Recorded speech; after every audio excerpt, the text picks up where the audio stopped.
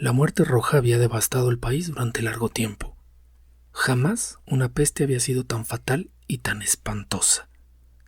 La sangre era su encarnación y su sello, el rojo y el horror de la sangre. Comenzaba con agudos dolores, un vértigo repentino, y luego los poros sangraban y sobrevenía la muerte. Las manchas escarlata en el cuerpo y la cara de la víctima eran el bando de la peste, que la aislaba de toda ayuda y de toda simpatía. Y la invasión, progreso y fin de la enfermedad se cumplían en media hora. Pero el príncipe próspero era feliz, intrépido y sagaz. Cuando sus dominios quedaron semidespoblados, llamó a su lado a 1000 robustos y desaprensivos amigos de entre los caballeros y damas de su corte, y se retiró con ellos al seguro encierro de una de sus abadías fortificadas. Era esta de amplia y magnífica construcción, y había sido creada por el excéntrico, aunque majestuoso gusto del príncipe. La rodeaba un espeso y elevado muro, y este muro tenía puertas de hierro. Una vez que entraron en ella los cortesanos, se sirvieron de hornillos y de mazas para soldar los cerrojos. Resolvieron atrincherarse contra los súbitos impulsos de la desesperación del exterior y cerrar toda salida a los frenesíes del interior. La abadía fue abastecida ampliamente. Gracias a estas precauciones, los cortesanos podían desafiar el contagio, que el mundo exterior se las compusiera como pudiese.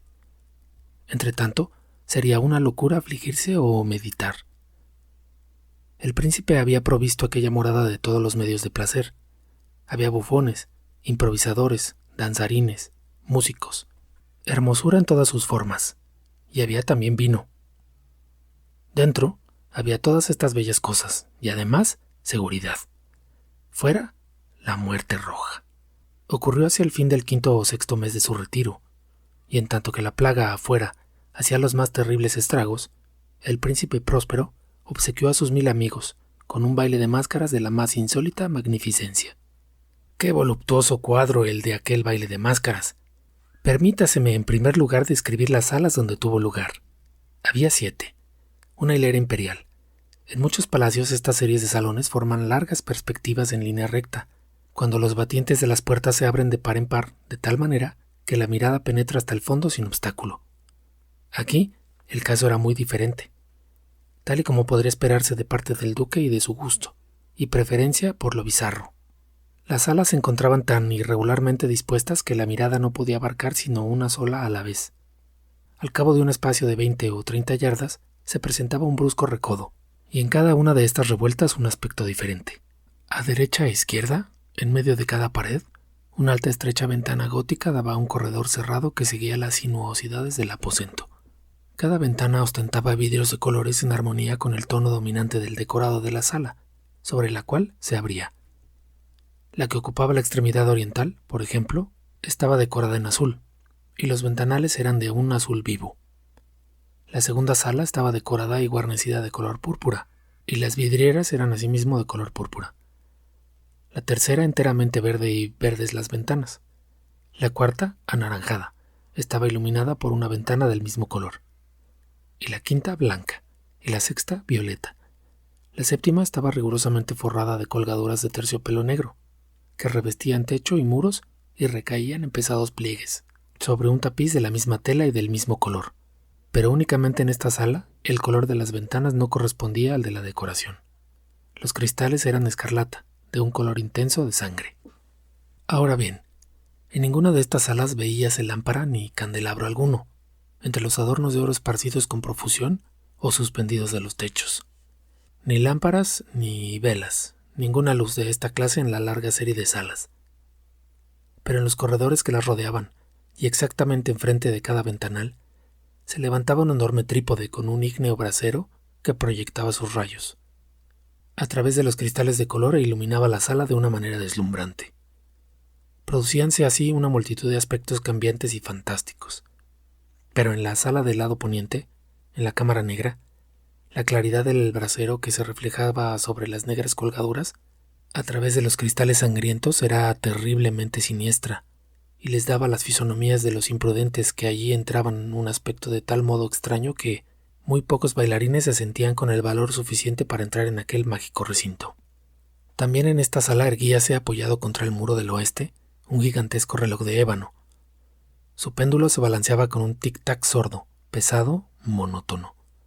Y cuando la aguja de los minutos había recorrido el cuadrante y la hora iba a sonar, salía de los pulmones de bronce de la máquina un sonido claro, estrepitoso, profundo y excesivamente musical, pero de un timbre tan particular y de una energía tal que de hora en hora los músicos de la orquesta se veían obligados a interrumpir durante un instante sus acordes para escuchar la música de las horas, y las parejas que bailaban cesaban por fuerza sus evoluciones.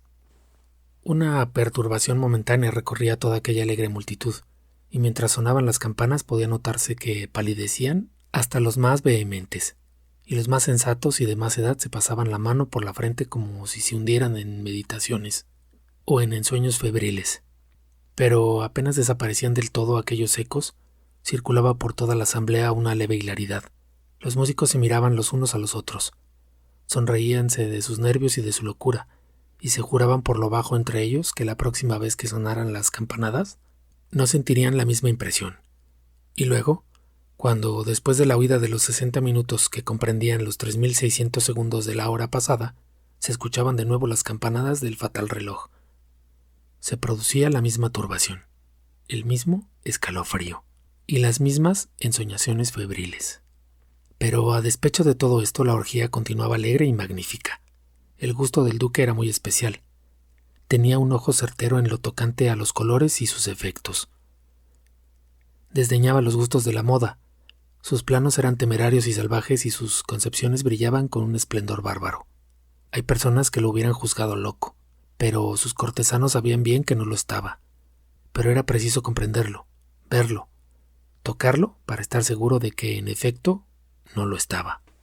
Con ocasión de esta gran fiesta se había ocupado personalmente de la decoración y del mobiliario de las 7 salas, y fue su gusto personal el que dirigió el estilo de los disfraces.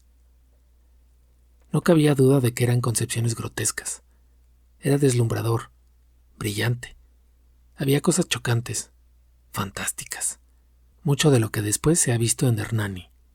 Había figuras verdaderamente arabescas con siluetas y ropajes incongruentes, fantasías monstruosas como la locura. Había mucho de bello, de licencioso, de extraño, algo de terrible, y no poco de lo que podría producir repugnancia. En resumen, era como una multitud de sueños que se pavoneaban de un lado a otro por las salas, y estos sueños se contorsionaban en todos sentidos, tomando el color de las salas. Hubiérase dicho que la extraña música de la orquesta era el eco de sus propios pasos, y, de tiempo en tiempo, se oye el reloj de ébano de la sala de terciopelo, y entonces, durante un momento, todo se detiene, todo enmudece, excepto la voz del reloj. Los sueños se quedan helados, paralizados en sus posturas, mas los ecos de la sonería se desvanecen, no duraron sino un momento, y apenas huyen. Una hilaridad leve y mal contenida circula por doquier, y la música suena de nuevo. Reavívanse los sueños, aquí y allá los danzarines se retuercen más alegremente que nunca, reflejando el color de las ventanas a través de las cuales fluyen los rayos de los trípodes. Pero ninguna cara osa ahora aventurarse en aquella sala que queda allá al oeste, porque la noche ha avanzado, y una luz más roja fluye a través de los cristales del color de sangre, y la negrura de las colgaduras fúnebres es aterradora. Y para aquel que ponga el pie sobre la negra alfombra, brota del reloj de ébano un resonar más pesado, más solemnemente enérgico que el que llega a los oídos de las máscaras, que se divierten en las salas más apartadas. Pero en estas otras salas había una densa multitud, y el corazón de la vida latía ahí febrilmente. Y la fiesta continuaba siempre su torbellino, cuando al cabo sonaron los tañidos de medianoche en el reloj. Entonces, como ya se dijo, cayó la música, y se detuvieron las evoluciones de los que bailaban. Se produjo dondequiera como antes una ansiosa inmovilidad, pero el tañido del reloj debía ahora componerse de 12 campanadas. Por eso fue tal vez que, teniendo más tiempo, se insinuó una mayor cantidad de pensamientos en las meditaciones, de los pensativos que se hallaban entre los que se divertían.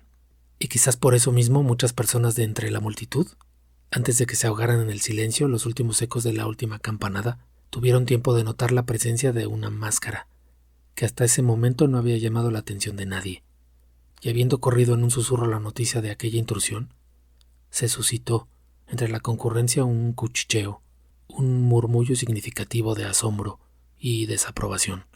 Y luego, por último, de terror, de horror y de repugnancia. En una reunión de fantasmas como la que he descrito, era preciso sin duda una aparición, del todo extraordinaria para causar tal sensación.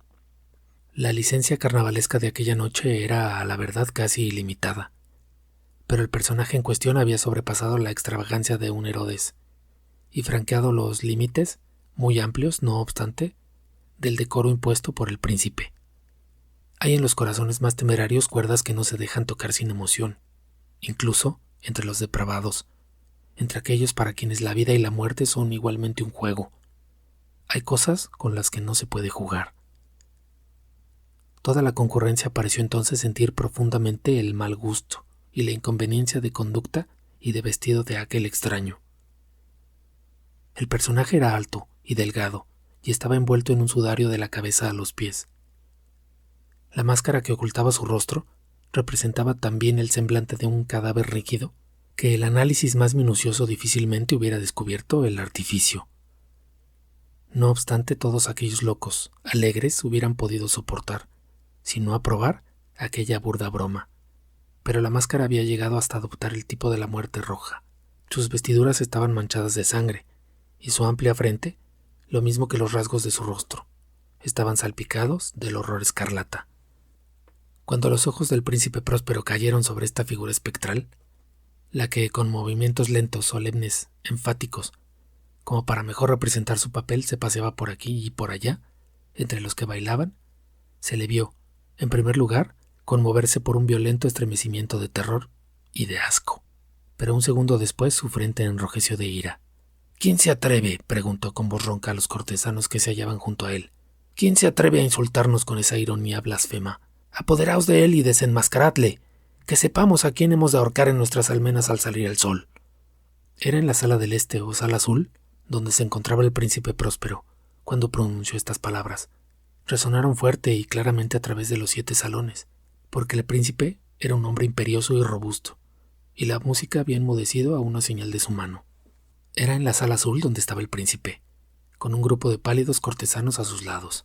Primero, mientras él hablaba, hubo entre el grupo un leve movimiento de avance en dirección del intruso, quien durante un momento estuvo casi al alcance de sus manos, y que ahora, con paso deliberado y majestuoso, se acercaba más y más al príncipe. Pero por cierto terror indefinible que la audacia insensata de la máscara había inspirado a todos los ahí reunidos, no hubo nadie que pusiera la mano en ella, aun cuando, sin encontrar ningún obstáculo, pasó a 2 pasos de la persona del príncipe, y en tanto que la inmensa asamblea, como si obedeciera a un solo movimiento, retrocedía del centro de la sala a las paredes. La máscara continuó su camino sin interrupción, con aquel mismo paso solemne y mesurado que la había singularizado desde el principio. De la sala azul a la sala púrpura, de la sala púrpura a la sala verde, de la verde a la anaranjada, de esta a la blanca, y de la blanca a la violeta, antes de que nadie hiciera un movimiento decisivo para detenerla. Fue entonces cuando el príncipe Próspero, exasperado de ira y de vergüenza por su momentánea cobardía, se lanzó precipitadamente a través de las 6 salas sin que nadie lo siguiera, porque un terror mortal se había apoderado de todo el mundo. Blandió un puñal y se había aproximado impetuosamente a una distancia de 3 o 4 pasos del fantasma, que se batía en retirada, cuando éste, llegado a la proximidad de la sala de los terciopelos, se volvió bruscamente y afrontó a quien lo perseguía. Sonó un grito agudo, y el puñal se deslizó relampagueante sobre la alfombra fúnebre, donde el príncipe cayó muerto un segundo después. Entonces, invocando el frenético valor de la desesperación, una multitud de máscaras se precipitó a la vez en la sala negra, y haciendo al desconocido que se mantenía, como una gran estatua, rígido e inmóvil a la sombra del reloj de ébano, se sintieron sofocados por un terror sin nombre, al ver que no había ninguna forma palpable bajo el sudario y la máscara. Todos reconocieron entonces la presencia de la muerte roja. Había venido como un ladrón en la noche.